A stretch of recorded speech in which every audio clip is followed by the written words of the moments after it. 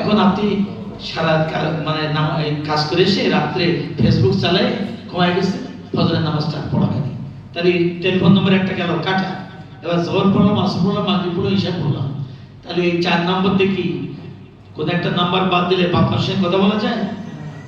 তাহলে ফজরের নাম্বার কাটা, বাকি 4 তো দিয়ে কি আল্লাহর সঙ্গে কথা হবে? আবার ব্যস্ত, জোহর পড়লাম না, কেউ ইশা পড়লাম না, এইভাবে মানে ইচ্ছা নেই, সময় পেলাম তাই পড়লাম, সময় পেলাম না তাই পড়লাম না। এটা কি করা যাবে? বাইনাল আবদ ওয়াল কুফর তারকুস সালাত। একজন কাফির অস্বীকারী আর একজন আল্লাহর বান্দা মুমিন মুসলমানের মধ্যে পার্থক্য হচ্ছে নামাজ। মান তারাকা সালাতান মুতাআম্মিদান ফাকাদ কাফারা, যে ইচ্ছা করে নামাজ ছেড়ে দিল সে কুফরি করলো। হ্যাঁ, first title written mark of Muslim is সালাত ইন দ্য ডে অফ আন-নাজার। ফার্স্টে এখন প্রথমে আল্লাহর পক্ষ থেকে প্রশ্ন করাবে কি? ইওর সালাত, তোমাদের নামাজ সম্পর্কে। এজন্য বলা হচ্ছে মা সালাতুকুম ফি সাকার, জাহান্নামে যাওয়ার পরে আল্লাহ ফেরেশতারা জিজ্ঞেস করবে, ও জাহান্নামীরা কোন অপরাধের কারণে তুমি আজকে জাহান্নামে আসলে? ক্বালু লাম নাকু মিনাল মুসাল্লিন। হাসরের মাঠে মানুষ বলবে আমরা নামাজ পড়তাম না, নামাজীদের সাথে ছিলাম না। তাহলে আমরা যত ব্যস্ত থাকি না কেন, আমরা নামাজের ব্যাপারে বিশেষ যত্নবান থাকতে রাজি আছি। আল্লাহ তুমি কবুল করে নাও। 1 2 নম্বর কি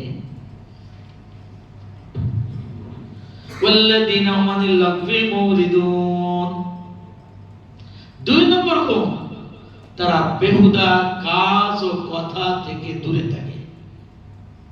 আরিদ মানে মুরিদুন যারা দূরে থাকে, তার মানে যারা বেহুদা কথাবার্তা বলে না, বেহুদা কাজ করে না, বাজে কথা বাজে কাজ যারা করে না, তার হচ্ছে মুমিনের 2 নম্বর গুণ। মা ইয়ালফিজু মিন কাওলিন ইল্লা লাদাইহি রাকিবুন আতীদ। মানুষের জবান থেকে একটা শব্দ বের হয় না যে শব্দটি আল্লাহর দপ্তরে রেকর্ড হচ্ছে না। কিরামান কাতিবিনা ইয়ালামুনা মা তাফআলুন, যা কিছু করতেছি রেকর্ড করতেছে কি? কথা বলেন। এখন হাসরের ময়দানে বলো ইকরা কিতাবাকা কাফা বিনাফসিকা আলাইকা হাসিবা, পড়ো তোমার আমলনামা, which has been completed by your hands, by your deeds, by your sayings, by your doings, by your activities, by your actions in all here.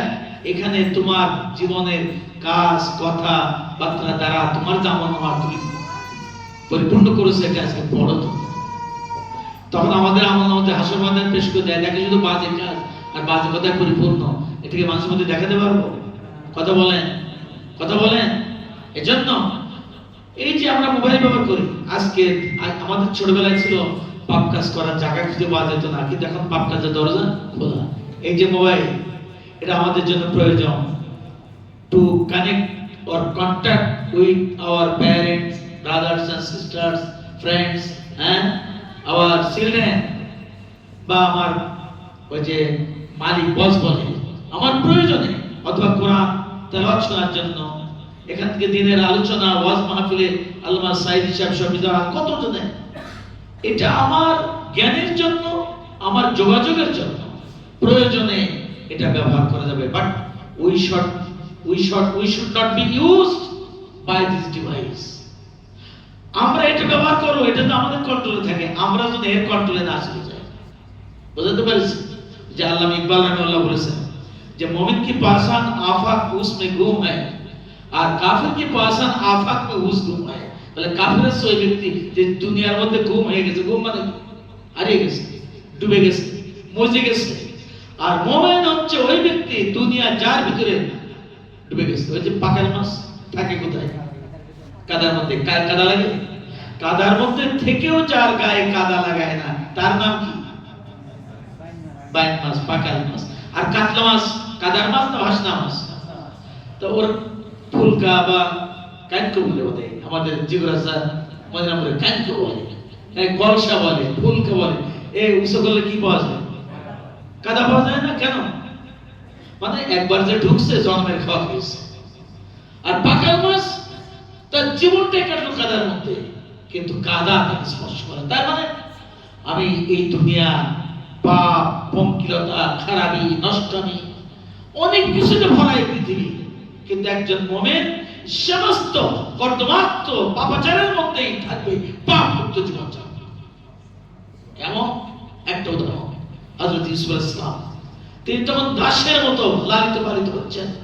First lady, মিশরের রাষ্ট্রপতি প্রধান, তার গৃহে চাকর কেনা গোলাম, অনিন্দ সুন্দরী জুলাইখা ঘরের দরজা আটকে, ঘরের মধ্যে স্বল্প বসনা নারী, উদ্ভিন্ন যৌবনা নারী নিজের দেহ মুক্ত করে দিয়ে বললেন হাই তারা।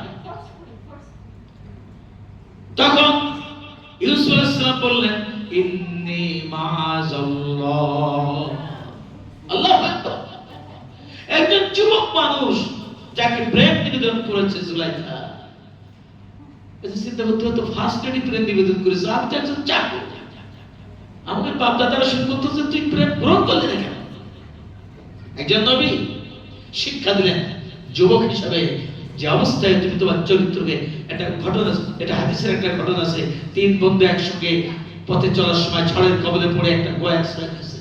এক প্রচন্ড ঝড়ের মধ্যে একটা পাথরখণ্ড গড়া এসে ওই গুহার মুখ বন্ধ হয়ে গেছে, এখন বেরোতে পারতেছে না, কান্নাকাটি করতেছে। এর মধ্যে এক বন্ধু বলতেছে আমি একটা ভালো কাজ করেছি, আল্লাহ এটা যদি তোমার পছন্দ হয় এই পাথরখণ্ডটি সরাবার ব্যবস্থা করে আমার বেরোয়, একটু সরছে। আর এক বন্ধু আর একটা ভালো কাজের কথা বললো, একটু সরছে, বেরোয় না, মাথা বেরোয় না। তার মধ্যে যে ছিলাম হলো ইয়া রাব্বাল আলামিন, আমাদের বাড়িতে আমার একটা চাচাতো বোন না মামাতো ফুফাতো বোন হবে, আমি এই মুহূর্তে সে তাদেরকে আমাদের বাড়িতে, তার বাবা মারা গেলে আমাদের বাড়িতে লালিত পালিত হয়েছে, যৌবন প্রাপ্ত হয়েছে, উদ্ভিন্ন যৌবনা। আমার সেই এতিম বোনটার যৌবনের দ্বারা আকৃষ্ট হয়ে আমি তার সর্বনাশ করার জন্য, আমি তার ইজ্জত হানির জন্য আমি চিন্তা করতাম। একদিন সুযোগে জবরদস্তি তাকে আমি চাপটায় ধরে তার বসন উন্মুক্ত করে তাকে আমার জৈবিক লালসা পূরণের জন্য উদ্যত হলাম। সে ধস্তাধস্তির বাঁচতে চাইল, সে যখন পরাস্ত পালন আমার শক্তির কাছে, তখন করুণ চোখে আমার ইচ্ছে হল আল্লাহ ভয় করো। এই কথাটা শুনে আমি সাথে সাথে আমি যে পাপ কাজ করে যে উদ্যত ইসলাম ইয়া রাব্বাল আলামিন, আমি এই কথা শুনে তোমার ভাই আমি সেই খারাপ কাজটা করি নাই, এটা যদি তোমার পছন্দ হয়ে থাকে এই বিপদ থেকে আমাদের রক্ষা করো। সাথে সাথে পাথরখণ্ড ছুড়ে, তার মানে নামাজ কালাম করে, জিকির করে, তাসবিহ তাহলিল করে, দান সদকা করি, কিন্তু চরিত্র খারাপ থাকলো কিছু কথা বলতে হবে। হাবিতাত আমাল, আমাদের সমস্ত ইবাদত বন্দেগী বাতিল হয়ে যাবে। এজন্য আমরা বেহুদা কথা বলবো না, বেহুদা কাজ করব না, বেশরমি কাজ করব না, নাফরমানি কাজ করব না।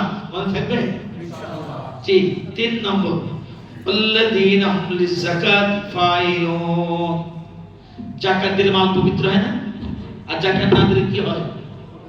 মালের যাকাত দিলে যখন মাল পবিত্র হয়, তদ্রূপ জীবনের যাকাত দিলে আমার এই চোখ দিয়ে দেখে দেখে আমি রিঙ্গিট আয় করি প্রতি মাসে। এই চোখ দিয়ে দুনিয়ার কামাইয়ের সঙ্গে সঙ্গে আমার এই চোখ দিয়ে কোরআন শরীফ পড়লাম, দিনের পথে চললাম, গেলাম সুরাউতে গেলাম, মসজিদে গেলাম, ব্যবহার করলাম কি? তাহলে আমার চোখের যাকাত আদায় হলো না? আমার এই হাত দিয়ে আমি আয় রোজগার করতেছি, এই হাত দিয়ে কোরআনের পাতা খুলে পড়লাম, এই হাতটা আল্লাহর রাস্তায় ব্যয় করলাম, দান সদকা করলাম, তাহলে আমার হাতের যাকাত আদায় হলো না?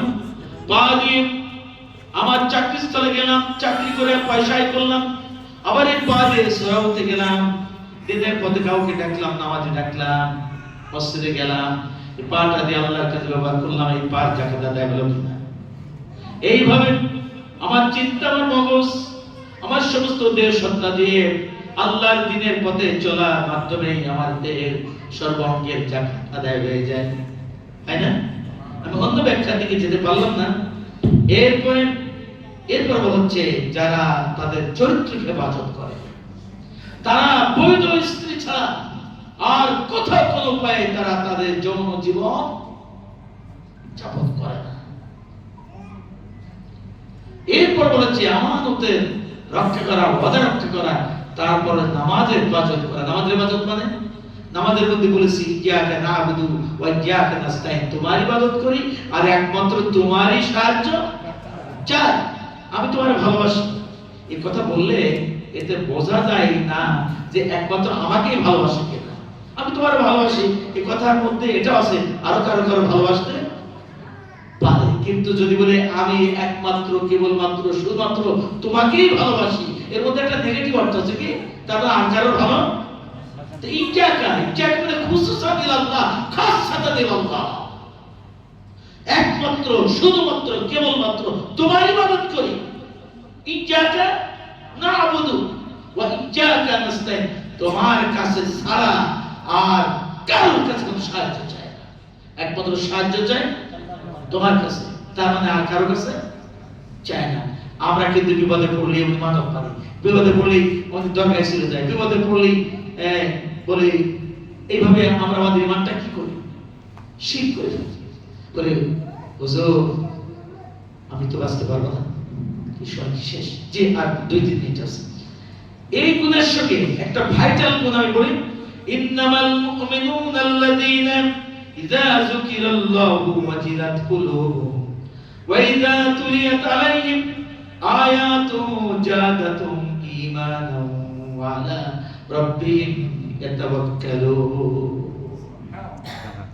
নিশ্চয়ই ঈমানদার মুমিন তারা যারা আল্লাহর স্মরণ হলে, আল্লাহর আলোচনা হলে, আল্লাহর কথা বলা হলে তাদের হৃদয়টা থরথর করে কেঁপে ওঠে। ওয়া ইযা তুলিয়াত আলাইহিম আয়াতুহু জাদাতুহুম ঈমানান ওয়া আলা রাব্বিহিম ইয়াতাওয়াক্কালুন। আর তাদের সামনে যখন কোরআন তেলাওয়াত করা হয়, তারা যখন কোরআন পড়ে, কোরআন শুনে, কোরআন জানে, কোরআন শেখে, তখন তাদের আল্লাহর প্রতি ভরসাটা বেড়ে যায়। জাদাতুল ঈমান, তাদের ঈমান বৃদ্ধি পায়। ওয়া আলা রাব্বিহিম ইয়াতাওয়াক্কালুন, আল্লাহর প্রতি ভরসা বাড়ে। ওয়া মান ইয়াতাওয়াক্কাল আলাল্লাহি ফাহুয়া হাসবুহ, আল্লাহর প্রতি যদি কারো ভরসা বাড়ে, আল্লাহ তার জন্য যথেষ্ট হয়ে যায়। এজন্য ভরসা করতে হবে কার উপরে? এই যে বাংলাদেশের আমাদের কিছু লোকদের বিগত 15 বছরে শেষে ঈমান চলে যেতে যেতে পিটার হাঁসের কাছে চলে গিয়েছে। আমরা বলতাম পিটার হাঁস ছাড়া আমাদের মুক্তির কোনো পথ কি বলতো? আমি যখন কোরআনের কথা বললাম, আমি আমাদের তাদের সঙ্গে আরো শুরু যখন লড়াই করতাম, করে আরে কাজী ভাই আপনি তো কোরআনে পড়ে গেছেন, দুনিয়ার রাজনীতি বলেন, ভৌগোলিক রাজনীতি, পিটার হাঁস ছাড়া, আমেরিকার সহযোগিতা ছাড়া বাঁচার কোনো পথ নেই। আল্লাহ দেখাই দিল দুনিয়ার মানুষকে, বাংলাদেশের দুটি বৃহত্তম দল 70% ভোটের অধিকারী 15 বছর পিটানি খাইতে খাইতে শেষ হয়ে গেছে। ইমানের দুর্বলতায় দেখাই দিলে ছোট্ট ছোট্ট পোলাপান দাঁড়ায় কিচ্ছু না। পুলিশ অফিসার বলে যে একটারে মারি, একটা পড়ে, বাকিগুলো কেউ দৌড় মারে না, সব আগে আসে বিনা অস্ত্রে, বিনা পিটার হাসে। একটা বড় শক্তি, একটা শরীর সাহস বিদায় করে দিয়েছে। ইন্না বাতশা রাব্বিকা লাশাদীদ ইন্নাহু হুয়া ইউহয়ী ওয়া ইউমীত, আছে না? ইন্না বাতশা রাব্বিকা, আল্লাহ ধরা বড় শক্ত। ফাযাইনাল্লাযীনা আমানু কানু ইয়াত্তাকুন, 15 বছর অত্যাচার করে আল্লাহ দিনদার, ইমানদার, দাড়িওয়ালা, পাগড়িওয়ালা, টুপিওয়ালা, আলেম ওলামাদেরকে আল্লাহ মুক্তি দিয়ে দেয়নি? দেয়নি?